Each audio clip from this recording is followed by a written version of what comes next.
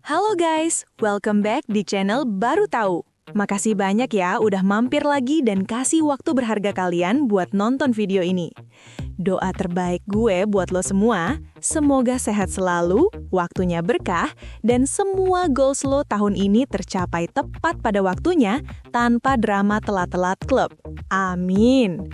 Pernah nggak sih lo lagi dikejar deadline, terus lo lihat jam di dinding atau di HP lo, dan tiba-tiba kepikiran hal random? Ini siapa sih orang gabut pertama yang kepikiran bikin angka-angka ini?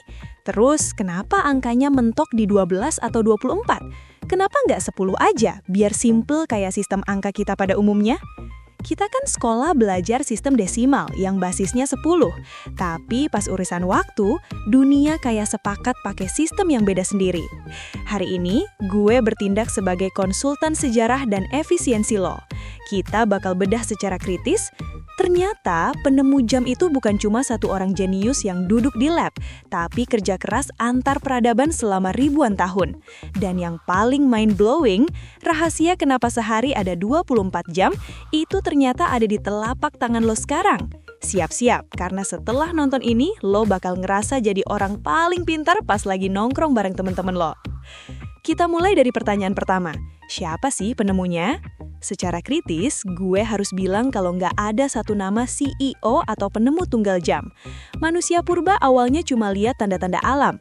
Kalau matahari di atas kepala, berarti tengah hari. Kalau matahari hilang, berarti waktunya tidur biar nggak dimakan macan purba. Tapi seiring manusia mulai hidup menetap dan bercocok tanam, mereka butuh jadwal yang lebih pasti. Bangsa Mesir kuno sekitar 3.500 tahun yang lalu adalah yang pertama bikin alat yang namanya sundial atau jam matahari. Bentuknya simple, cuma tiang tegak di atas tanah. Bayangan yang jatuh ke tanah itu yang jadi penanda waktu.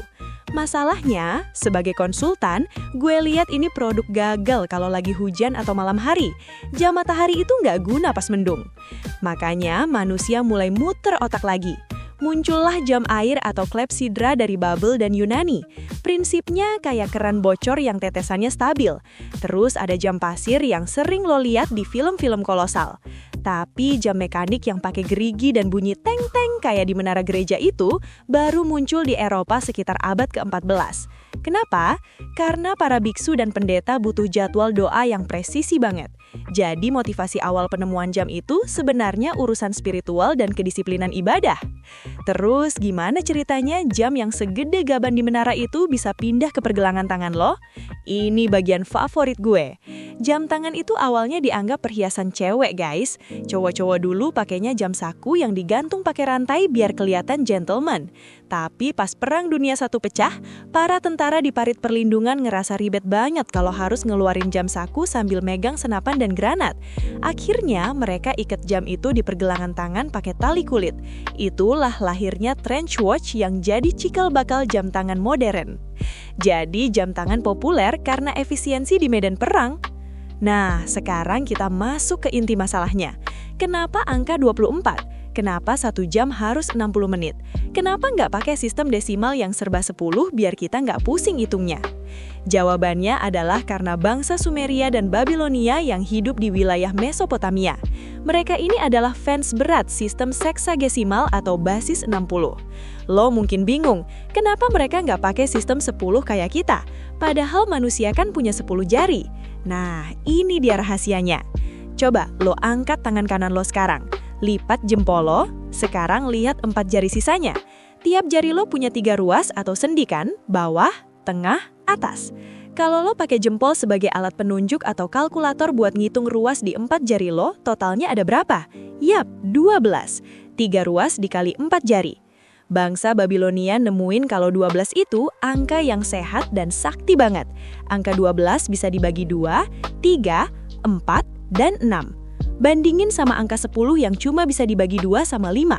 Secara efisiensi, 12 itu jauh lebih fleksibel buat pembagian. Makanya mereka bagi siang jadi 12 bagian dan malam jadi 12 bagian berdasarkan pergerakan rasi bintang di langit. 12 ditambah 12, jadilah 24 jam. Terus kenapa 60 menit? Lagi-lagi karena mereka terobsesi sama angka 60. Angka 60 itu adalah angka terkecil yang bisa dibagi sama semua angka dari 1 sampai 6. Ini memudahkan perdagangan dan perhitungan astronomi zaman dulu sebelum ada kalkulator Casio atau iPhone. Jadi sistem waktu kita itu sebenarnya warisan matematika kuno yang masih kita pakai sampai sekarang karena emang paling masuk akal buat bagi-bagi waktu. Mari kita analisis secara lebih kritis lagi.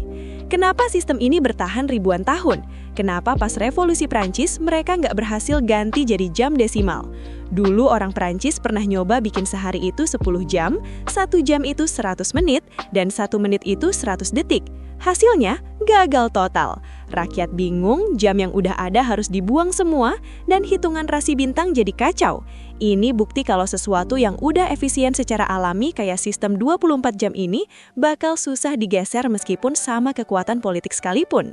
Sebagai konsultan, gue lihat waktu itu sebenarnya cuma perjanjian atau konsep yang kita sepakati bareng-bareng biar dunia nggak chaos. Alam semesta, bintang-bintang, atau kucing peliharaan lo itu nggak kenal yang namanya jam 2 siang. Mereka cuma kenal terang dan gelap. Kitalah manusia yang bikin kotak-kotak waktu ini supaya kita bisa janjian nongkrong, bisa sekolah, dan bisa kerja.